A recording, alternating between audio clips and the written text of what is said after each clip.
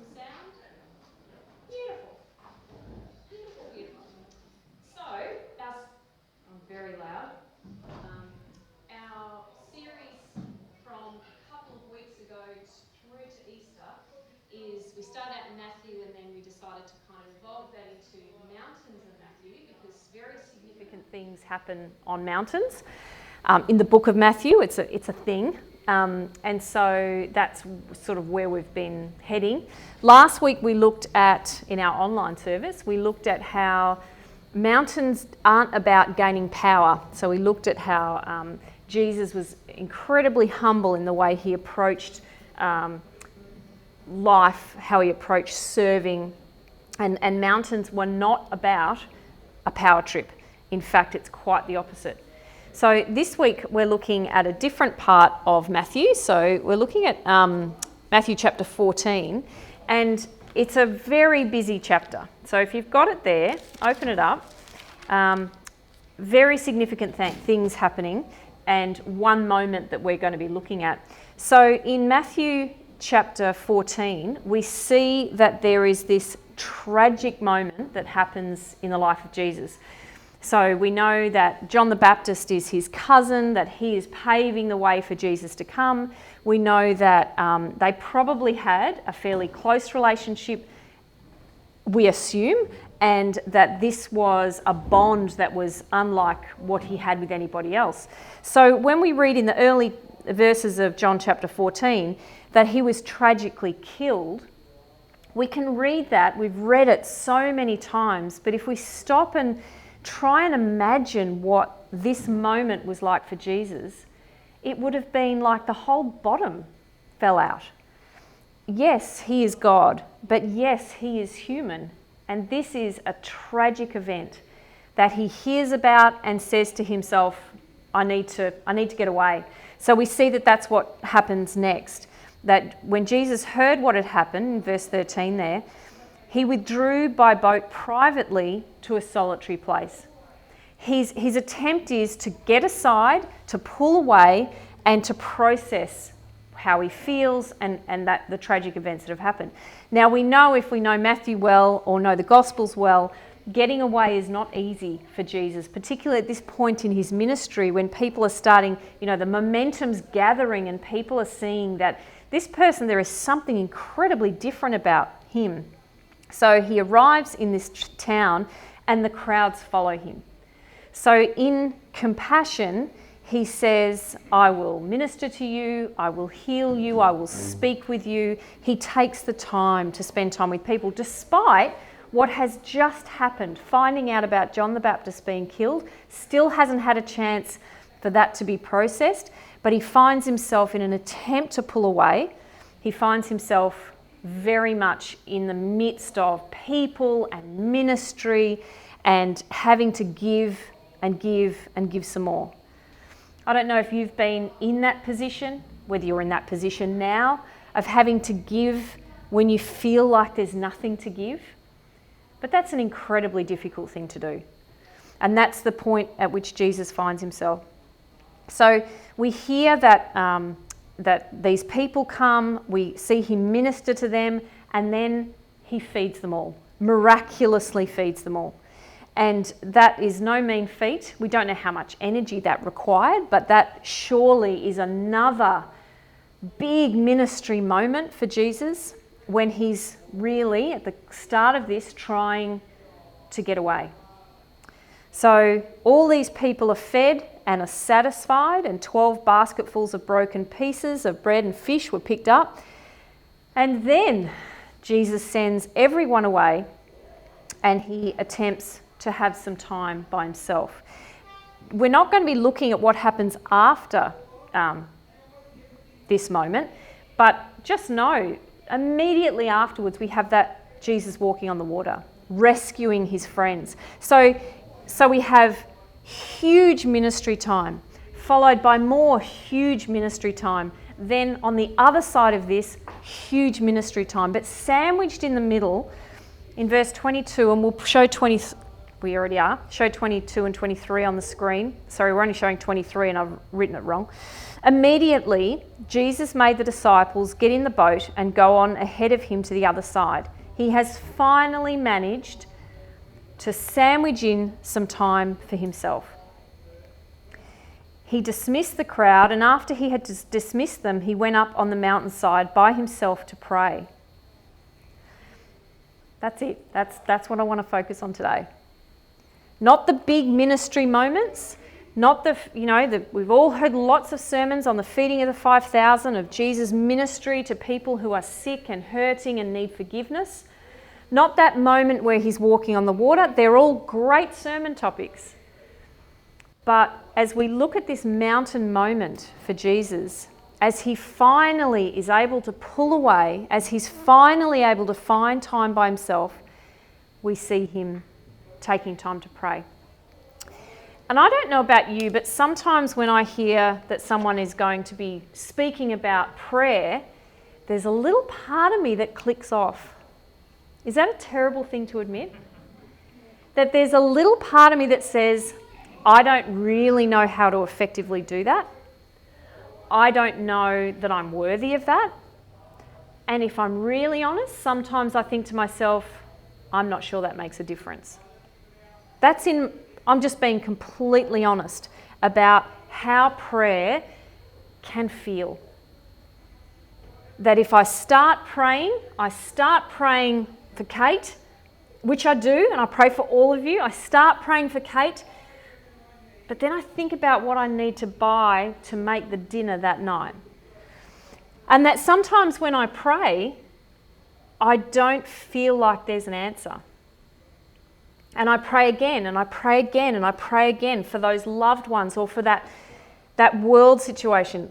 This week I was thinking about Russia and the incredible injustice happening there, with people being arrested unfairly, with palaces being built, presumably for very powerful politicians, but denial all over the place. And I think to myself, would I pray about that? Honestly, there's a part of me that says, what difference would it make? So if we come honestly like that and we can say, you know what, it's difficult to pray sometimes. I look at Jesus in this moment and I think, would that be my response? Or would I say, I'll journal a little bit, I'll talk to my friend, and then I'll keep going with ministry? I want to look honestly at prayer, and I want to look this morning at some just very simple and basic things that can hopefully give us some inspiration to pray. Because some of us have clicked off, I know it. Some people have said, some people are prayers and I am not. So today is really about trying to reignite that sense that prayer does make a difference and that you can do it. So Eugene Peterson, the NT Wright, Alex is NT Wright, I'm Eugene Peterson. That generally is how that works. Has written this book called Answering God, and it's really good, and I haven't finished it, so there might be a part 2 of this, who knows. But he has this really great approach to prayer. It's not the only approach to prayer. It's not the only way to approach Psalms, because that's where we're heading, but it is a way to be thinking through how you and I, ordinary people living ordinary lives and sometimes really complex lives, can approach prayer. So he talks about the fact that Psalms are a tool for prayer. So if you've ever been camping and you realise that you've forgotten the spatula and the wooden spoon and the knife, it's incredibly difficult to cook anything. So you'll be looking for sticks and you'll be trying to figure out how you can not cut that thing but still eat it. It's incredibly difficult to work in a kitchen or a campsite without tools.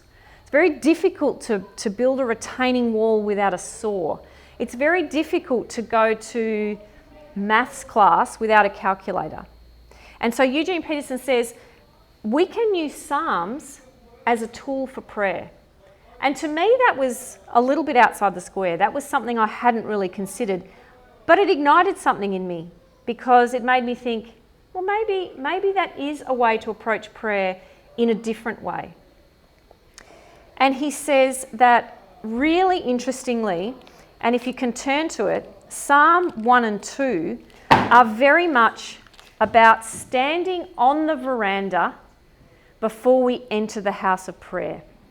This is how he describes it. Psalm 1 and 2 are your veranda. The rest of the Psalms are your answers to the way God has spoken to you in life, in the Bible, in your circumstances. Because he says often we feel unworthy and often we feel that prayer doesn't change anything. Psalm 1 and 2 answer those. Psalm 1 talks about, not about you're a terrible person, God doesn't want you coming into his presence, but no, blessed is the one who doesn't walk in the way of the wicked or stand in the way that sinners take, but whose delight is in the law of the Lord. Basically, Psalm 1 takes us through the benefits of being right with God, of being by the water, being refreshed, being in a place where we can hear from God and respond to God. And we know that what Jesus did in the lead up to that cross, in these mountain moments and as we come towards Easter, that really, that's what it was all about. Reconciling us to God so that we can be one of these blessed people, so that we can be one of these people who is worthy to stand before God. Graham Cook says, all of heaven is attracted to Jesus in you. All of heaven is attracted to Jesus in you. You don't have to come to God with the, oh, I've been a terrible person this week and I'm not sure you're going to hear me, but I'll just lay out a list. No. Psalm 1 tells us that you can be blessed, and Jesus tells us that he's made it possible. And all of heaven is attracted to Jesus in you. Psalm 2 then tackles that really tricky thing of, do my prayers make any difference whatsoever? In fact, it's not just Psalm 2. You see this quite constantly through the Psalms. People saying, God, are you there? Are you really there? Because I'm not seeing it make a difference. And so in preparation, as we stand on this veranda, ready to step into the house of prayer, ready to be reading Psalms and approaching God, we have to get these things out of the way. Yes, you are worthy because of Jesus, Psalm 1. And Psalm 2, why do the nations conspire and the peoples plot in vain? The kings of the earth rise up and the rulers band together. This is 2021, by the way, as well as BC. Why do we have this injustice in the world?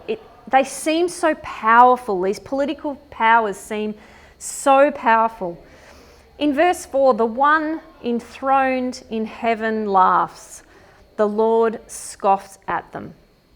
In other words, put it in perspective. It feels like these powers are so strong. We see it all day, every day. Injustice, wrong things happening, people not receiving what they should be receiving, people being sick, all kinds of things wrong with the world. And yet Psalm 2 reminds us that God is above it all, that God is over it all, that he's in charge of it all. Now, we might have trouble getting our head around that. You might say, oh, I don't know. And that's okay, because you can wrestle with that as you stand on the veranda and you're ready to enter the house of prayer. You don't have to have it all together, but these are the ways that we can prepare our heart. You are worthy. God is in control. And then we can start picking Psalms and seeing what resonates with us, what answers we want to give to God. Psalm 3, for example, Lord, how many are my foes? Life is not working out how I wanted. How many rise up against me? Many are saying of me, God will not deliver him or her from whatever you're experiencing. But you, Lord, are a shield around me, my glory, the one who lifts my head high. I call out to the Lord and he answers me from his holy mountain. Now you might read that, you might pray that to God, and there might be a part of you that goes, yes, but I don't know. And I would say this to you, if you can put on that second slide. Sometimes reading these Psalms as a prayer is like a wheel alignment. I'm not sure if you can see it very easily. This is the 90 Mile Straight. Two references today, of course, to the Nullarbor, because you don't go all that way not to have stories to tell about it. So the air highway is 1,660 kilometres long, I think, mostly straight roads, but there is one part of it, 146.6 kilometres, that is completely straight. There is not one curve, not one dint, not one anything. It is completely straight. So straightest long stretch of road in Australia, and one of the longest, straightest stretches in the world. Not quite the longest, which is a shame. I think it's in Saudi Arabia. I'm not sure. But very long, very straight. We took Bay's car over the Nullarbor, a little Subaru, really good car, and not much wrong with it at all. But what you find when you're on the longest, straightest stretch of road in Australia is that even the smallest wheel alignment problem means that you can't just do the really lazy, because you've got cruise control, so your speed's all right. If you could just take your hands off the wheel, you could just have a nap. Not really, there are a lot of road trains, but I remember as a kid going across the Nullarbor in our big boat, which was the old Kingswood, and I remember my dad literally taking his hands off the wheel and peeling a banana to eat it. So despite being an old car and despite being a boat, it really did have good wheel alignment. With Bay's car, what we found is you just have to, every now and then, what a bummer, you just have to kind of nudge it back just ever so slightly. Almost perfect wheel alignment, but not quite. So if you were to start on that straight long stretch of road and then you were to take your hands off the wheel, sure, it would only be a small thing. You'd only just slightly go off track, but that would be fairly significant, wouldn't it? Because if you never adjusted or readjusted, it would be this trajectory where you are literally going off road, which I do not recommend, although there's not a lot out there. Not even kangaroos and emus and camels, which there were plenty of signs of and not much by way of wildlife. The point is, as we read, for example, Psalm 3, it's a little bit like a wheel alignment for us. When you hit a verse, when you hit an idea in these answers to God, God has done so much for us. He's spoken to us through here. He's gone to the cross.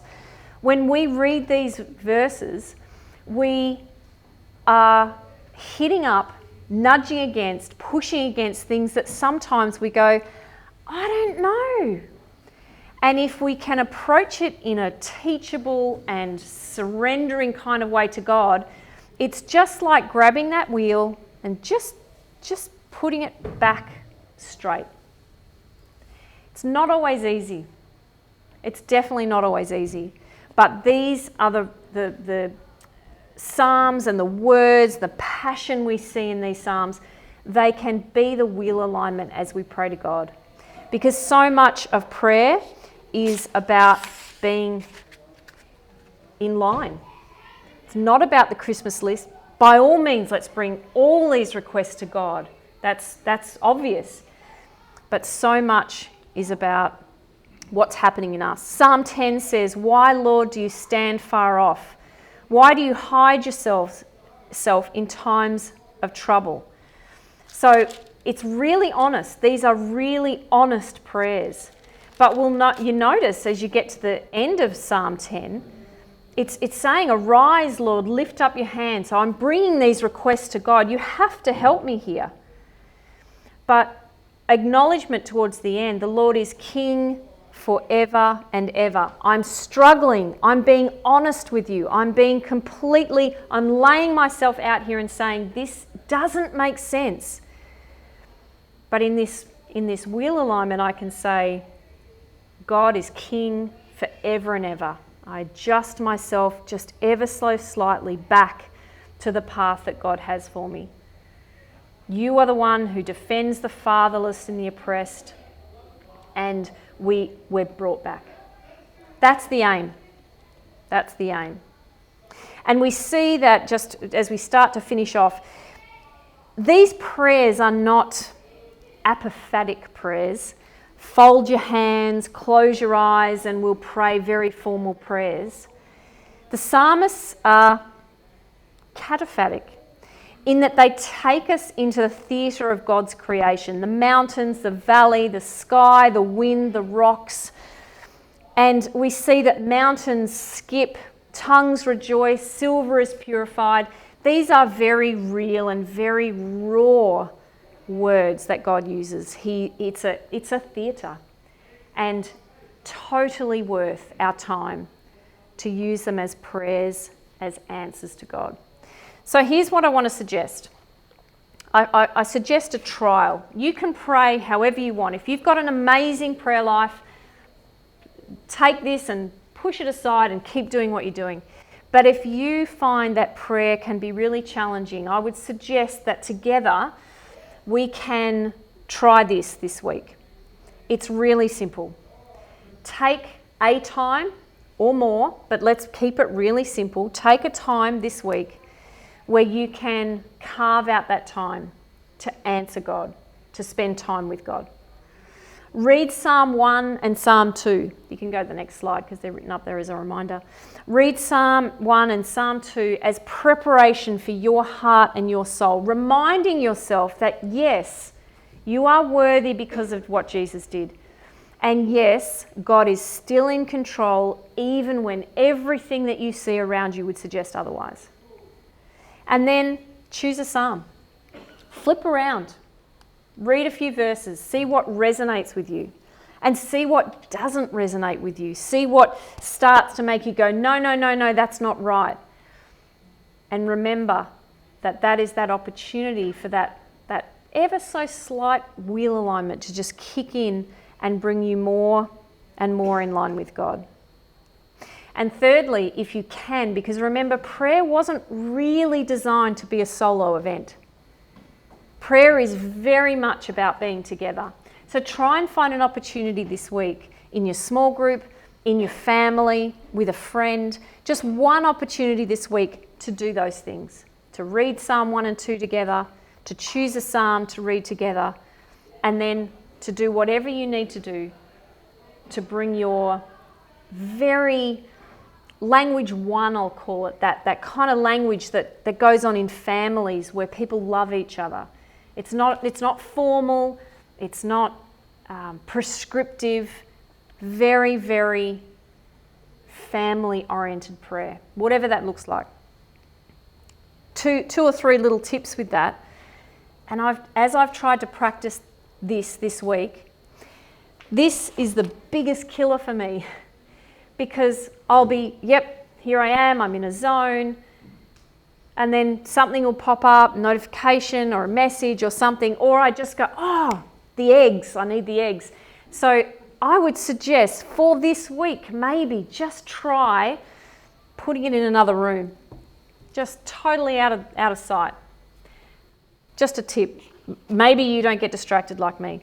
Secondly, Graham Cook again suggests, and he's done this for years and years and years, when he sits down to pray, he's a big prayer, he takes 2 cups of tea. He said I have one myself, and the second one reminds me that Jesus is with me.